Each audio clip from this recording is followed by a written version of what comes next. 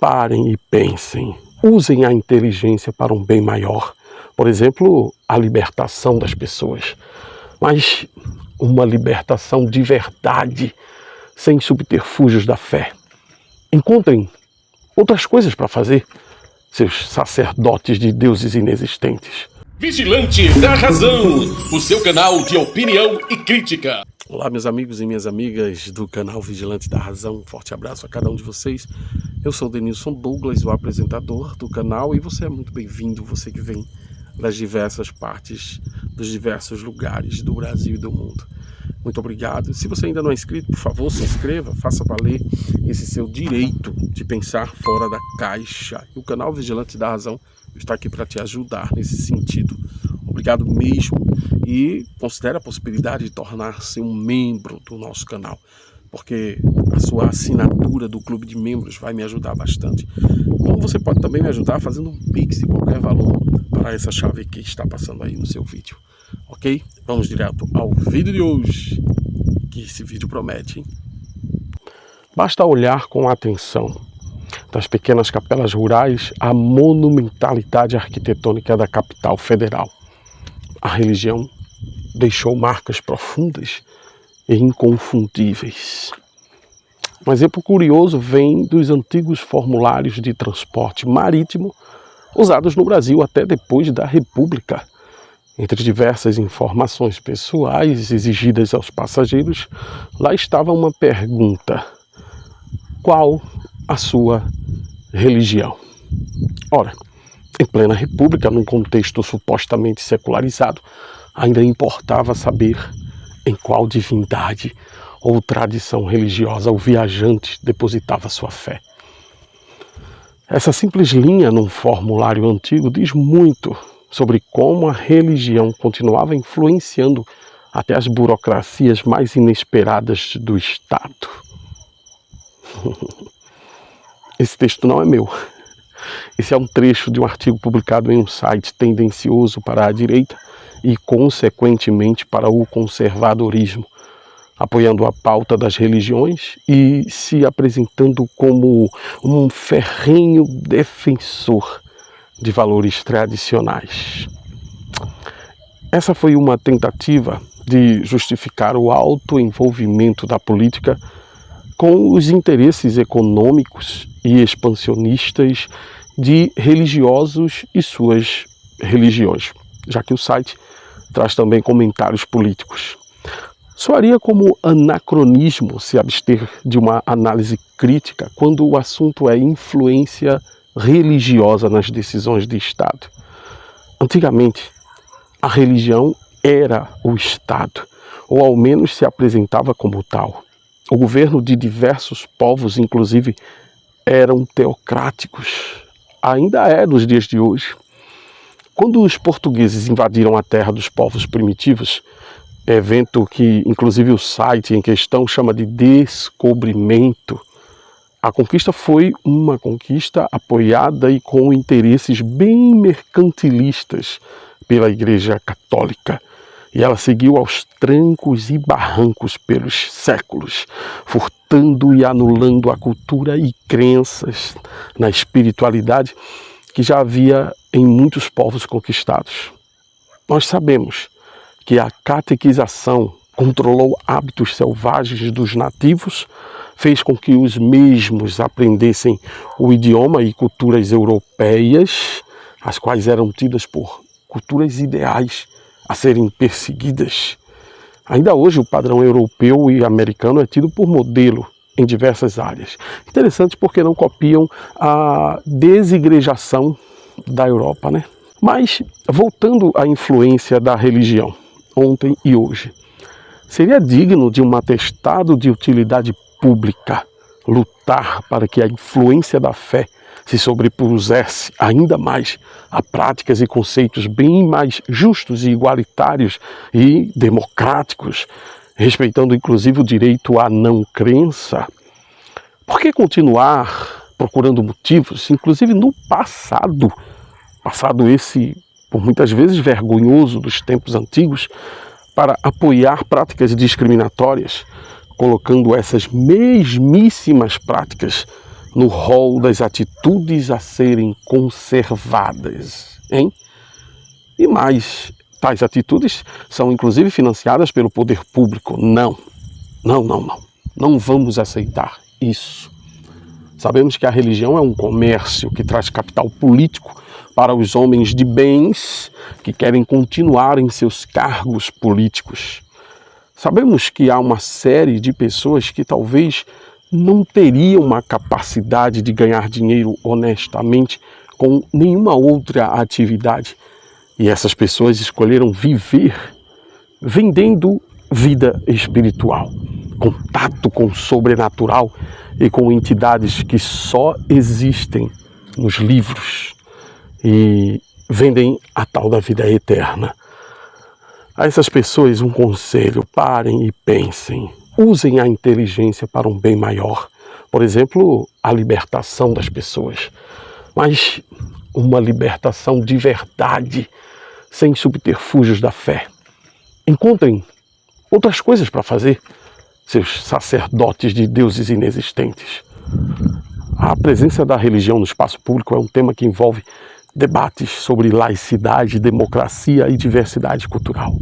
Sim, no Brasil a separação entre a Igreja e o Estado foi estabelecida com a Constituição Republicana de 1891. Mas sabemos, no entanto, que a religião nunca deixou de influenciar o espaço público, infelizmente. Historicamente, inclusive, a Igreja Católica teve um papel predominante, muitas vezes em alianças com o Estado, enquanto outras tradições religiosas, como o Espiritismo e os cultos afro-brasileiros, enfrentaram e ainda enfrentam desafios para serem reconhecidos.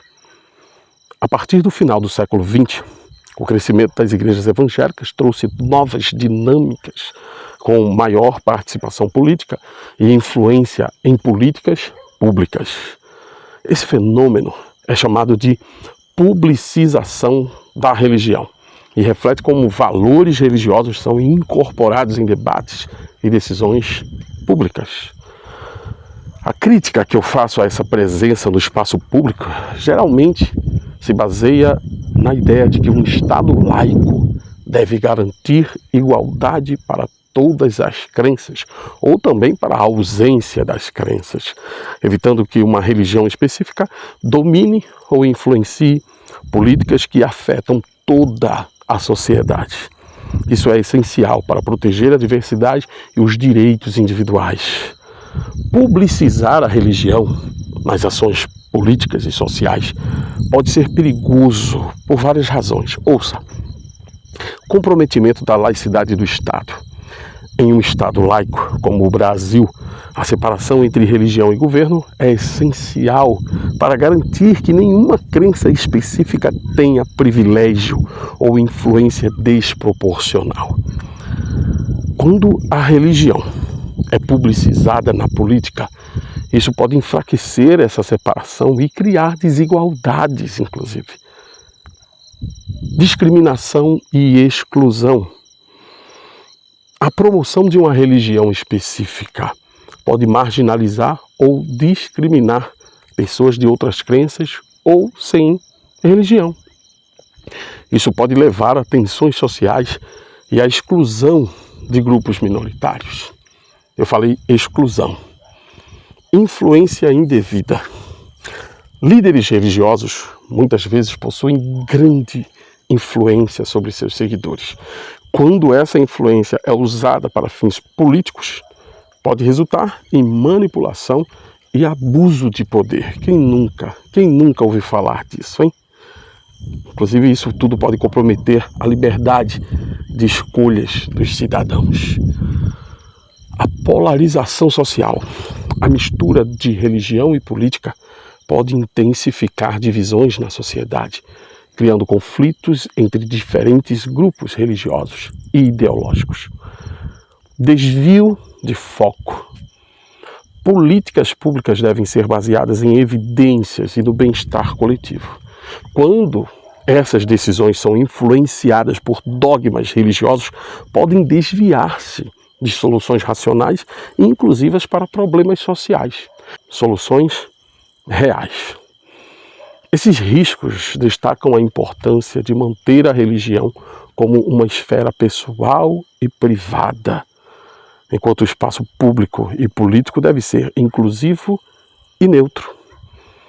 Existem diversos exemplos históricos e contemporâneos que ilustram como a publicização da religião pode gerar problemas para a diversidade de credos, descrenças e opiniões. Falando sobre intolerância religiosa no Brasil. No Brasil, religiões de matriz africana, como o candomblé e a umbanda, frequentemente enfrentam discriminação e ataques, inclusive nos dias de hoje, você sabe. Por exemplo, o ataque ao terreiro de Mãe Gilda de Ogum, na Bahia, que culminou em sua morte em 2000. O caso da Mãe Gilda de Ogum é um exemplo marcante de intolerância religiosa no Brasil. Mãe Gilda, uma Ialorixá do candomblé, liderava o terreiro Ilê-Axé Abaçá de Ogum, localizado em Itapuã, Salvador. Em 1999, ela foi alvo de uma publicação da Igreja Universal do Reino de Deus, que a acusava de charlatanismo, olha só, e usaram a sua imagem sem permissão. Essa exposição pública gerou ataques verbais e físicos contra ela e seu terreiro. Os traumas causados por esses ataques agravaram sua saúde, levando a um infarto fulminante em janeiro de 2000. Um dia após assinar uma procuração para processar a igreja por danos morais e também pelo uso indevido da sua imagem. A sua morte mobilizou movimentos sociais e políticos, resultando na criação da Lei nº 11.635, que institui o Dia Nacional de Combate à Intolerância Religiosa, celebrado em 21 de janeiro, todos os anos. Esse caso destaca a necessidade de proteger a diversidade, o direito a ter ou não ter uma religião, e qual seja a religião. Nós podemos explorar e vamos explorar ainda mais esse tema, para que episódios semelhantes não ocorram, inclusive afetando nós ateus. A imposição de valores religiosos dominantes pode e tem marginalizado outras crenças. Conflitos internacionais, inclusive, em países como a Nigéria, a adoção da Sharia islâmica em estados do norte tem gerado tensões entre muçulmanos e cristãos, resultando em violência e milhares de mortes. Impacto na política pública. Quando políticas públicas são influenciadas por dogmas religiosos, repito, podem surgir restrições que afetam negativamente grupos minoritários. Por exemplo, em alguns países, leis baseadas em valores religiosos limitam direitos de mulheres e pessoas LGBTQIA+. Esses exemplos mostram como a mistura entre religião e o espaço público pode comprometer a igualdade e a convivência pacífica. Precisamos fazer o nosso dever de casa.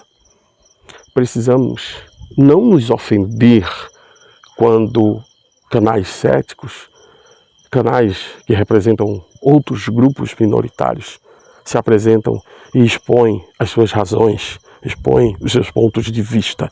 Precisamos ter maturidade, inclusive, para aceitar que haja a diversidade, mesmo que não seja a nossa escolha pessoal e privativa. Tornar o que é pessoal e privativo uma implicação pública e generalizada para todos os povos é de uma arrogância, é de uma prepotência sem limites. Esse foi o vídeo de hoje, gente. Espero que você tenha gostado. Um forte abraço e até mais, pessoal. Tchau, tchau.